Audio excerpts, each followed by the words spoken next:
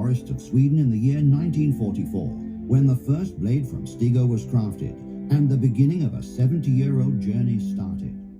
As the years went by, the reputation... 예, 인스피라 이야기 하고 있는데요. 제가 올렸던 두 개의 영상에 오류가 있어서 그 두 개의 영상을 지우고 새로 촬영을 하고 있습니다. 같은 내용을 한 번 더 반복해서 말씀드리는데, 다만 그 이전의 영상에서 잘못되었던 부분은 오류를 바로잡으면서 말씀을 드리려고 하니까요. 이전 영상들 두 편을 보셨던 분들은 굳이 지금 영상을 다시 보시지 않아도 되겠습니다. 어쨌든 한 번 더 짧게 요약해서 그 내용들을 말씀드리도록 하겠습니다. 카본 소재는 일반적으로 몇 가지의 갈래가 있어요. 이제 지난번 영상에서도 보여드렸지만은 다시 한번 보여드리면, 이게 여러 가지 소재들을 지금 담아 놓은 건데, 우리가 흔히 아는 라켓에 들어가는 카본 소재는 이 3K 카본이 많이 들어갑니다. 요거는 여기 보이는 한 칸이 3,000가닥이 들어가 있는 거예요. 그러니까 이 실이 굉장히 가늘다는 걸 알 수 있습니다. 머리카락이 수십 분의 1에 아마 굵길 거예요. 굉장히 가느다란 실들을 모아서 카본으로 직조를 하는데요. 그런데 이제 이렇게 카본으로 직조하는 방식도 여러 가지가 있고, 여기에 들어갈 수 있는 섬유도 여러 가지가 있어요.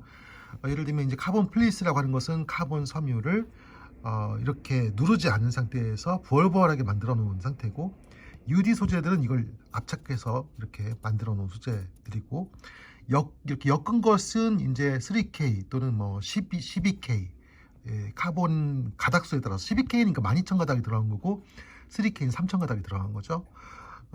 그리고 이제 UD 카본이라고 하는 것들은 이제 카본 소재를 압착을 해서 경우에 따라서 무늬가 있는 것도 있고, UD 카본도 여러 가지 그 차이가, 그러니까 모양이 다른 여러 가지 소재들이 있습니다. 그리고 바살트, 뭐 케블라, 글래스 파이버, 텍살리움, 뭐 이런 것들. 근데 이제 이런 소재들은 저희가 볼 때 라켓 쓰면 안 되는 소재들이고요. 예. 벡트란 카본, 뭐 폴리카본, 여러 가지들. 예, 이런 여러 가지들이 있는데요. 기본적으로 이 다양한 소재들이라는 이야기는 다음 영상이 있으니까 제가 짧게 줄이도록 하고요.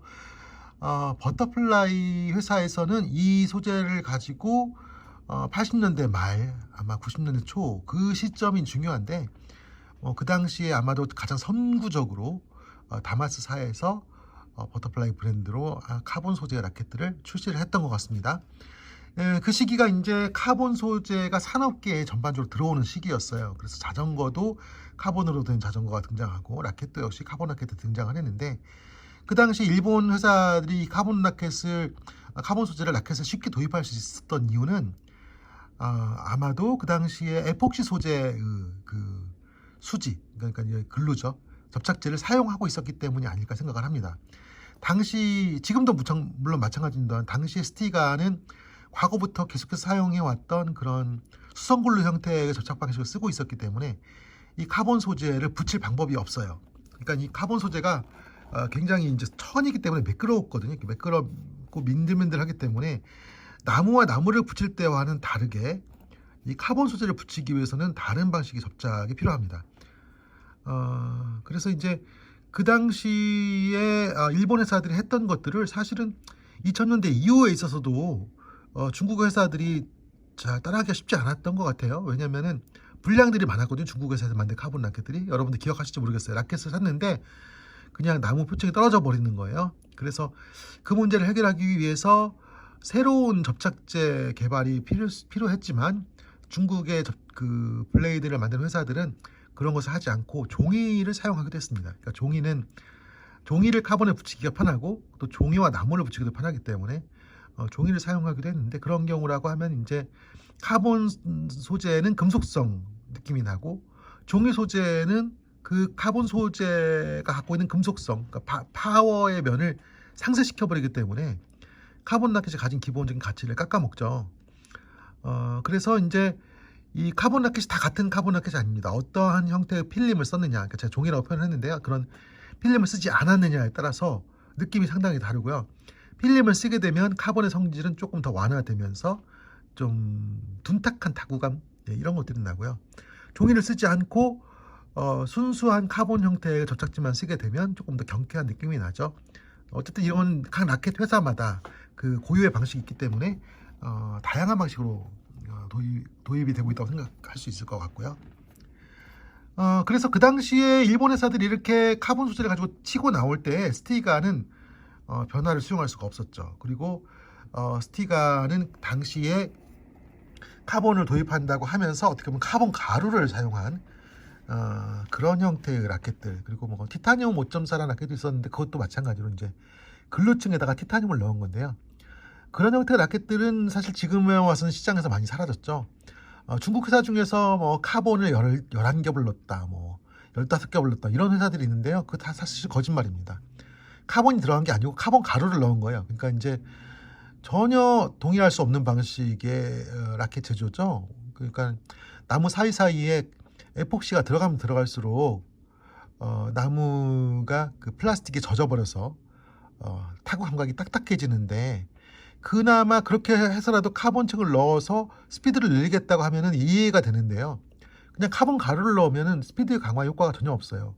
물론 그래도 11겹, 뭐 15겹이라 되어 있는 라켓들이 빠르죠. 왜냐면은 플라스틱 소재의 접착제가 많이 들어간 거니까 순수 나무보다는 빨라질 수밖에 없는데, 카본이 들어가서 하는 효과는 전혀 없다는 얘기입니다. 여러분들 이해할 수 있는 것이 카본이라는 것이 이런 거예요. 제가 다른 영상에서도 아마 이어진 영상에서 얘기를 했을 것 같은데, 이게 이제 카본은 당기 힘에 있어서 버티는 힘이 강하고 대신에 이제 누르는 힘에 있어서는 버틸 수가 없죠. 이게 섬유니까 누르면 그냥 푹 찌그러질 거 아닙니까? 그래서 우리 건물 지을 때 콘크리트에다 철근을 넣잖아요. 철근은 당기는 힘에 강하고 콘크리트는 때리는 힘에 강한데, 동일한 형태가 바로 이제 이 카본 섬유예요. 카본 섬유를 그런 방식으로 직조를 해서 사용을 하게 되는 겁니다. 제가 이전 영상에서 잘못 설명한 것은, 자전거의 경우는 프리프렉이라는 걸 써요. 이제 카본 소재에 그 접착제를 잔뜩 이겨가지고 그 스티커처럼 떼면은 붙일 수 있게 끈적끈적한 상태로 나오는데, 라켓에는 그런 걸 쓰지 않습니다. 제가 혼동을 했어요. 그래서 그 부분을 좀 바로 잡으려고 하고요. 그래서 이제 어떻게 보면은 스티가는 이런 그 흐름에 합류할 수가 없었던 것이죠. 80년대 말 90년대 초반부터 이어지는 흐름에. 그런데 이제 아마도 선수들을 후원하다 보니까 선수들의 요청에 의해서 카본 라켓을 만들어야 될 시점이 온 것 같습니다. 그래서 그 시점에 만든 것이 바로 텍스트림을 사용한 카보나도죠. 다음 영상에서 카보나도 설명을 이어가겠습니다. 이 두 개의 영상은 아무튼 이전 영상을 좀 보정한 영상인데요. 두 편의 영상 이미 보셨지만 또 보신 분들 계실 것 같아서 왜 같은 내용을 또 설명하나 궁금하시다면 제가 내용을 조금 수정하느라고 그렇습니다. 다음 영상에서 카보나도 이야기 이어가겠습니다.